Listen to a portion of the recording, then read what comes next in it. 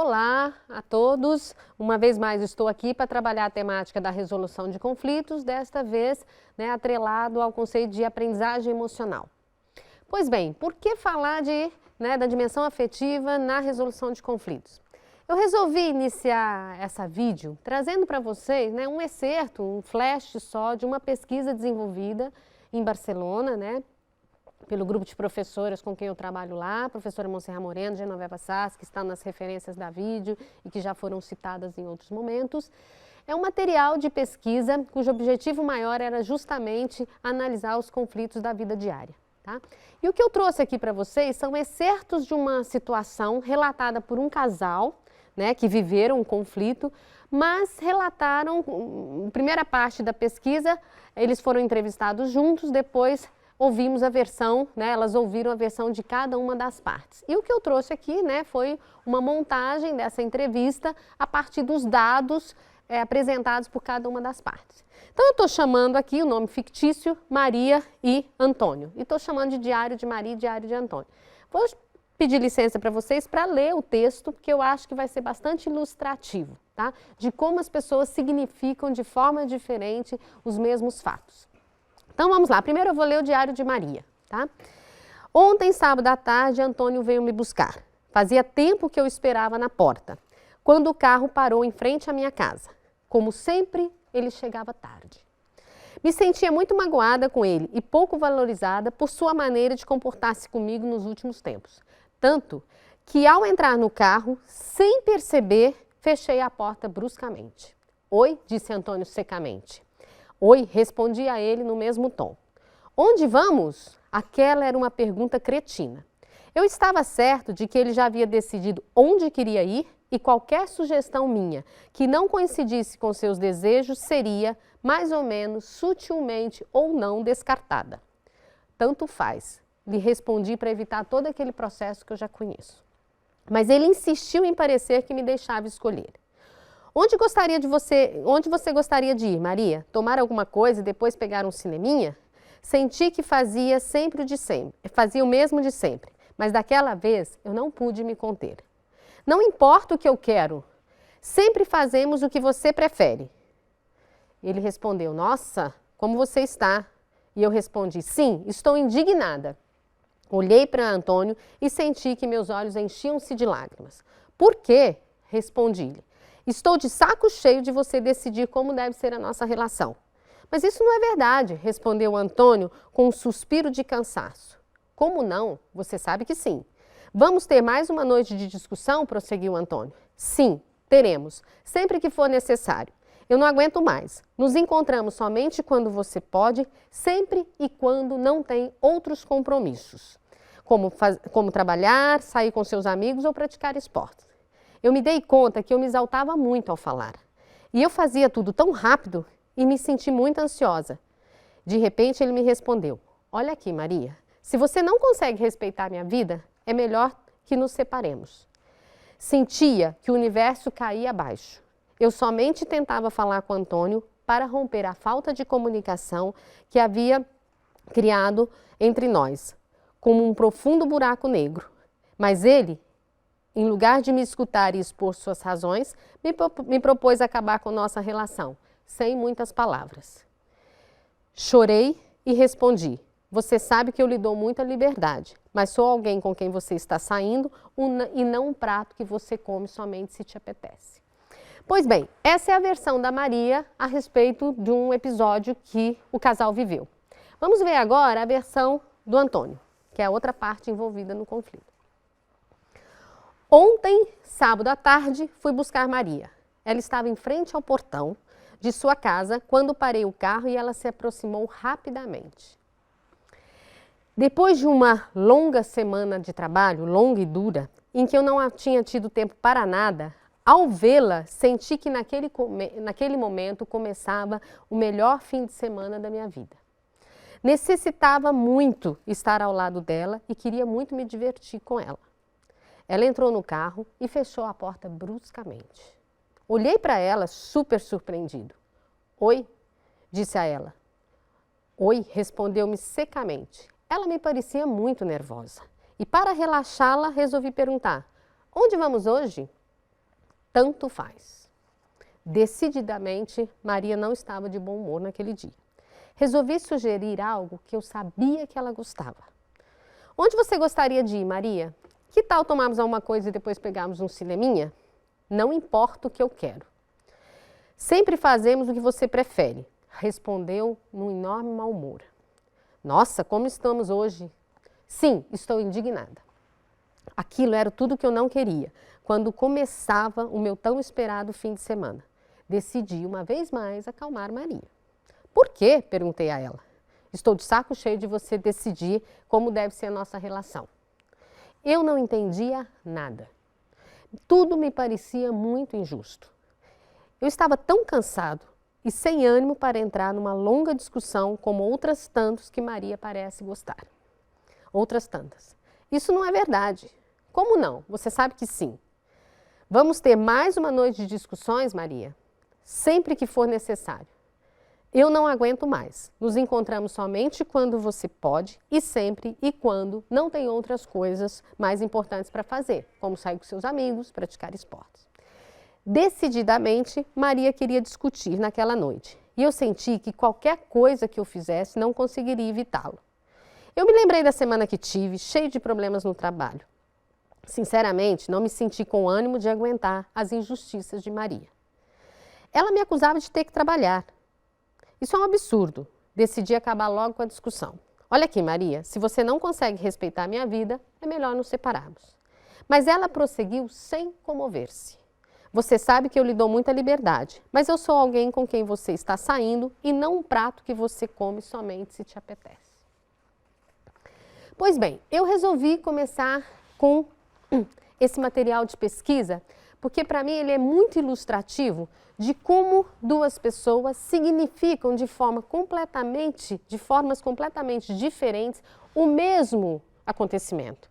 E isso se deve, entre outras coisas, né, às crenças, aos valores, também à dimensão afetiva. É curioso que o mesmo fato, né, por exemplo, quando no final a Maria, quando ele resolve terminar a relação, a reação dela é significada por ela como um desequilíbrio total. Ela fala, chorei muito e resolvi falar isso para ele, e ele, né, no texto dele, no relato dele, ele fala, sem comover-se. Ou seja, o mesmo ato é significado de forma completamente diferente. Quando ele a convida para ir ao cinema, tomar alguma coisa e pegar um cineminha, né, na visão dele é uma tentativa para acalmá-la e na visão dela é uma provocação. É curioso como quando a pessoa está envolvida no conflito, é difícil ela descentrar. Então a Maria vê ao seu companheiro como uma pessoa absolutamente injusta, egoísta, que não a considera, que não a compreende. E ele também a vê como uma pessoa muito injusta, porque ele está cansado e etc, etc, etc. Pois bem, é uma situação absolutamente recorrente no dia a dia. É um material riquíssimo para a gente pensar, para a gente utilizar como reflexão, como matéria-prima para um processo de aprendizagem. Tá? Então, nesse sentido, o objetivo maior da aula de hoje é justamente essa ideia de que, assumindo que os aspectos afetivos e cognitivos são absolutamente inseparáveis, indissociáveis, né, no funcionamento psíquico, a ideia é apontar alguns caminhos e práticas que possam transformar os valores e os sentimentos em objetos de conhecimento.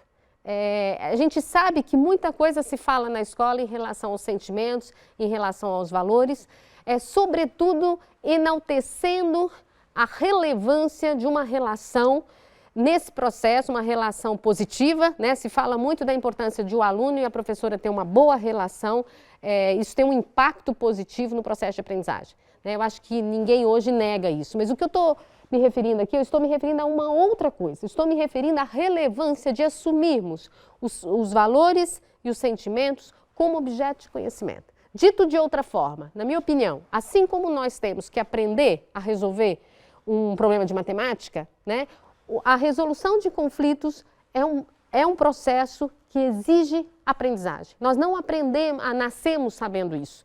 né? E curiosamente, muitas vezes passamos toda a nossa vida, né? E no caso aqui nós estamos falando do cotidiano escolar, a nossa vida escolar sem esse tipo de prática, e quando atingimos a idade adulta, nos é exigido justamente autonomia, quer seja no, né, utilizando conceitos como maturidade, experiência, para resolvê-los. Mas isso é construído, isso tem que ser aprendido, tá? Então, quando a gente fala da escola e da dimensão afetiva, a ideia é que, para incorporar a afetividade no cotidiano das nossas escolas, precisamos assumir a perspectiva do trabalho sistemático com os sentimentos e os afetos, rompendo com aquelas concepções educacionais que fragmentam os campos científico e cotidiano, as esferas pública e privada e as vertentes racional e emocional. Aqui, para além de transformar os sentimentos e os valores em objetos de conhecimento, né, esse é um objetivo maior, aqui eu gostaria muito que vocês estabelecessem relações com as aulas sobre temas transversais que vocês provavelmente já assistiram, né? Essa ideia de como, então, inserir os sentimentos e os valores na estrutura curricular, tá? E digo na estrutura curricular porque, para mim, é fundamental que haja intencionalidade. Eu não posso deixar os sentimentos e os valores como algo subjetivo, algo secundário, né? Ou, né, como alguns chamam, no currículo oculto. Não, tem que haver a intenção. Então, eu tenho que pensar, o professor tem que pensar o seu planejamento, pensar o seu plano de aula, considerando os sentimentos e os valores, tá? Tratar as emoções, os afetos e os sentimentos como objetos de conhecimento pressupõe dar-lhes os mesmos status que os demais conteúdos acadêmicos. Acreditamos que devem ser trabalhados na educação formal da mesma maneira que a matemática, a língua, as ciências, tá? Aqui eu fiz questão de trazer essa ideia porque não é uma temática ou um conteúdo que deve ser trabalhado em determinados momentos pontuais. Mais ainda, não se espera que se crie mais disciplinas para trabalhar valores ou trabalhar sentimentos, até porque é uma questão, né, física, não dá para a gente ter mais disciplina. E, de novo, eu vou me referir aqui à ideia da transversalidade e da interdisciplinaridade, sobre as quais nós já falamos em outros vídeos. Tomar consciência dos próprios sentimentos e emoções de forma reflexiva e dialógica é um caminho para desenvolver simultaneamente a sensibilidade, o juízo e a conduta de ideias e valores, o maior conhecimento de si e dos demais com quem convivemos. Vejam só, aquele conflito que eu li, da Maria e do Antônio, é fundamental que eles façam um exercício para pensar sobre o que o outro pensa. E quando um dos dois, agora não me lembro qual, fala assim, vamos entrar em mais uma daquelas discussões intermináveis, né? Porque a gente sabe que numa relação é muito comum a gente entrar num caminho que fala, isso aqui não vai levar a nada, né? Mais uma daquelas discussões conhecidas, que não levam a lugar nenhum, que não levam a uma integração, né, a uma somatória. E nesse sentido, mais do que ficar naquela lógica, quem vai ganhar, quem vai perder, é preciso romper com essa visão binária, né, e buscar criar fusões criativas que considerem as diferenças. Então aqui, quando a gente fala do Antônio e da Maria, para que não seja mais uma conversa, né, como eles mesmos falaram, que não vai levar caminho nenhum, que, né, aqueles vícios que nós temos, a gente precisa admitir essa perspectiva do outro para buscar soluções, alternativas, possibilidades, estratégias mais eficazes, tá? Aqui, então, para mostrar para vocês, eu gostaria de mostrar alguns flashes de um projeto desenvolvido com crianças, né, menores, que eu acho que ilustra como que isso deve ser trabalhado desde as séries iniciais. Então, eu resolvi começar com o conflito de adultos e justamente para defender a ideia de que, desde as séries iniciais, para mim, esse conteúdo deve ser trabalhado. Então, eu estou trazendo aqui um projeto que tem como princípio a transversalidade, a interdisciplinaridade, que foi desenvolvido nas séries iniciais, tá? Obviamente, eu vou mostrar alguns flashes, alguns registros desse projeto, para ver se a gente consegue dar exemplos, sinalizar caminhos mesmo, que é o objetivo maior da vídeo, tá? Então, aqui, o projeto era sobre o corpo humano, aqui todos os participantes. A professora começou perguntando sobre a origem de cada um de nós, como é que as crianças nascem, de onde a gente vem, né? Que é uma pergunta muito recorrente, né, entre os pequenos.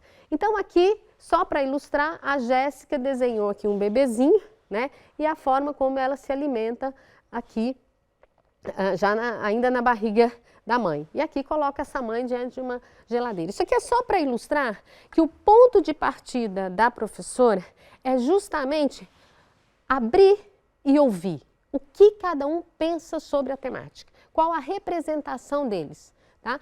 De onde você sai, que ideia você tem. E essa é uma única ideia que eu trouxe. Agora imagine isso, a riqueza que foi ouvir todas essas crianças, né?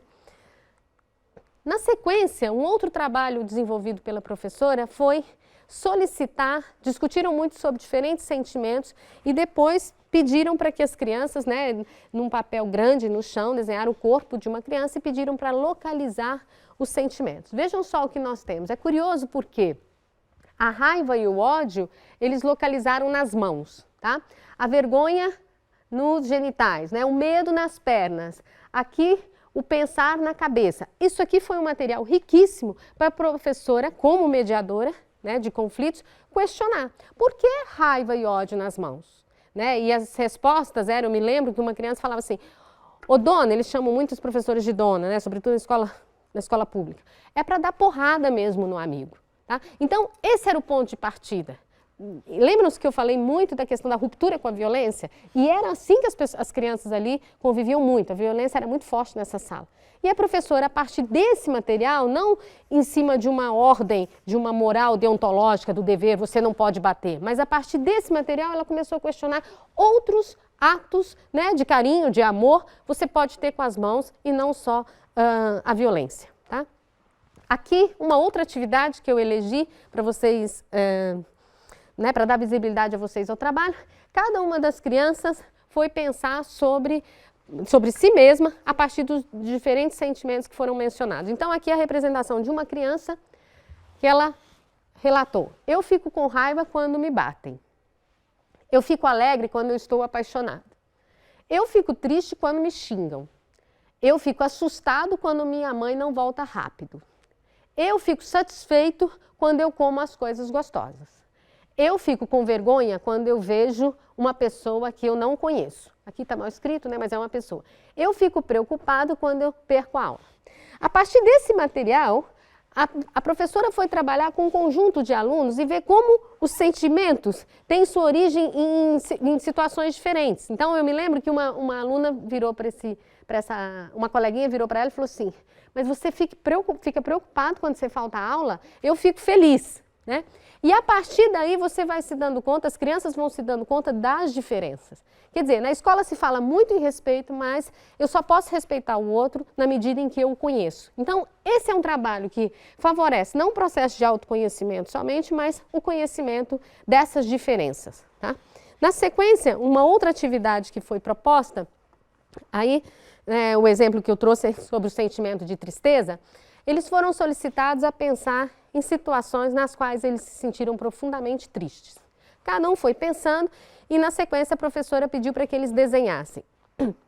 Entregou um papel em branco, o dividiu ao meio e pediu para que, de um lado, desenhasse uma pessoa triste e, do lado direito, a razão daquela tristeza. Então, vejamos alguns exemplos. Primeiro, aqui o Pedro desenhou uma pessoa triste e estava triste por quê? Vejam só, aqui é a mãe, né? Aqui é ele, bem pequenininho, né? E ele disse que ele estava triste porque a mãe falou para ele, você não faz dever direito e não se comporta. Tá? Então, ele trouxe uma situação referenciada nele mesmo. Poderia ter mencionado outra pessoa, porque aqui a gente está trabalhando muito com o princípio da projeção. Na sequência, como a gente está falando de resolução de problemas, resolução de conflitos, as crianças foram solicitadas a pensar sobre formas de resolver a situação, amenizar aquele sentimento de tristeza. Vejam só o que o Pedro sugeriu. Primeiro, ele ganhando, né, um português mal escrito, mas a ideia é o seguinte, ele está triste, vamos dar um presente para ele. Segundo, brincadeira de pega-pega. Terceiro, ele ser ladrão na brincadeira de polícia e ladrão. E quarto, ele ganhando um carro de corrida. Vejam só que as 4 formas mencionadas pelo Pedro não têm relações diretas ou nenhuma relação com a causa, né? Porque se a gente pensar aqui, a mãe, que é o pivô, digamos assim, da tristeza, ela não aparece. Então, quando eu mencionava, até no vídeo anterior, a importância de você analisar as causas, estabelecer relações entre as causas e os encaminhamentos, entre outras coisas, né, aqui dá visibilidade a como isso está separado. Um outro exemplo, né, uma história bastante triste, o Mateus desenha uma pessoa triste, aqui é o próprio pai dele que foi baleado. Ele não fez menção ao próprio pai, mas depois, né, ficou sabendo que era o pai dele. Então, uma criança que está triste porque o pai dele foi baleado. Vejam as formas de resolver a situação. Primeiro, levá-lo para o hospital. Terceiro, fazer uma cirurgia. Segundo, fazer a cirurgia. Terceiro, ressuscitar. E quarto, rezar. Né? Embora seja um conteúdo muito triste, né, forte, pesado para a idade com a qual a professora está trabalhando, vejam só que as relações são muito fortes com a causa do problema, né? Diferente da primeira criança, que são muito separadas, muito distantes, digamos assim. Um outro exemplo, a Rafaela está triste porque a tia dela recebeu a notícia que está com AIDS. Então, os exames indicaram que você está com AIDS. Ah, então é por isso que o meu cabelo está caindo. Formas de resolver. Levá-lo para um palhaço, né? Fazer com que ela seja feliz, e aí a imagem do palhaço significa essa felicidade. Aqui, falar uma palavra amiga para ela, não fique triste, eu vou te dar todo o apoio. Terceiro, dar tudo o que ela pedir. E quarto, arrumar um namorado para ela. Tá? Depois, uma pessoa triste, aqui a criança respondeu, era a própria mãe. Ela está triste porque ela mostrou a barriga para o marido, que era o padrasto dele, e ele começou a rir e falar que o filho não é dele. Também é um conteúdo muito pesado, né? E a gente vai ver que é o seguinte, essa é a realidade. Então é com isso que eu tenho que trabalhar, né? Às vezes os professores falam assim, mas eu não estou preparado para lidar com isso. Ninguém está. E quando você trabalha com estratégias abertas, você corre o risco, sim, né, de se deparar com todo tipo de conteúdo. Aqui, de novo, não existe relações com o pai desaparece. Vocês vão ver aqui a mãe tendo filho, né? A razão pela qual as pernas estão abertas no hospital. Aqui ela indo com o bebezinho para casa, aqui ela andando no carrinho e aqui quando a criança já está maior. Então vejam só que não resolveu, não amenizou o sentimento de tristeza diretamente relacionado à causa, mas apenas relatou o que ela acredita que vai acontecer no futuro. Acho que é a última aqui. Ele está triste porque ele não tem comida, nem roupa e ele é muito pobre, tá? E para que ele fique feliz, o que podemos fazer? Dar a ele roupa, tá? Então aqui foi só uma forma de mostrar para vocês como é possível e é bem-vindo, desde os primeiros anos da vida escolar, ir trabalhando com a criança esse conteúdo, né? Para quê? Para que ela, como a gente estava defendendo, para que ela aprenda a pensar sobre os conflitos, aprenda a pensar sobre as pessoas e não só sobre o mundo físico, tá? Então aqui, para fechar, os trabalhos com a resolução de conflitos devem basear-se na comunicação e em práticas discursivas e simbólicas que promovam diálogos transformativos. É preciso pensar isso, é preciso representar isso. Nas séries iniciais, vamos lançar a mão do desenho, da escrita. A gente sabe que quando a gente pede para uma pessoa relatar um conflito, ela às vezes encontra dificuldade, mas quando solicitamos a ela que escreva, as dificuldades são muito maiores. No entanto, quando ela o faz, ela tem um conflito muito mais claro, porque a gente sabe que a linguagem ajuda a organizar o pensamento. Então a escrita, o registro, né, em linhas gerais, o desenho, ele é super bem-vindo nesse processo. A resolução de conflitos deve permitir aumentar a compreensão, o respeito e construir ações coordenadas que considerem as diferenças, que incrementam o diálogo e a participação coletiva em decisões e acordos participativos. As situações relatadas por essas crianças eram basicamente da vivência pessoal, tá? Mas é preciso transformar isso num material, né, numa relação coletiva, de forma coletiva, discutir, refletir sobre esse material, tá? Acreditar, e aqui isso para mim é fundamental, nós professores, para trabalharmos a resolução de conflitos, devemos acreditar e partir do princípio, né, da importância do protagonismo das pessoas ao enfrentar os conflitos em suas vidas e entender que tal processo deve enfocar não apenas as emoções, as intenções e as crenças dos participantes, mas também os domínios simbólicos, narrativos e dialógicos. E eu termino por aqui encorajando-as, né, a começar o trabalho com a resolução de conflitos, né? É preciso transformar o cotidiano escolar num espaço rico para a gente refletir sobre as nossas vivências, sobre o nosso dia a dia, sobre os nossos conflitos. Para mim, esse é o caminho mais eficaz para a formação ética e moral das futuras gerações. Obrigada.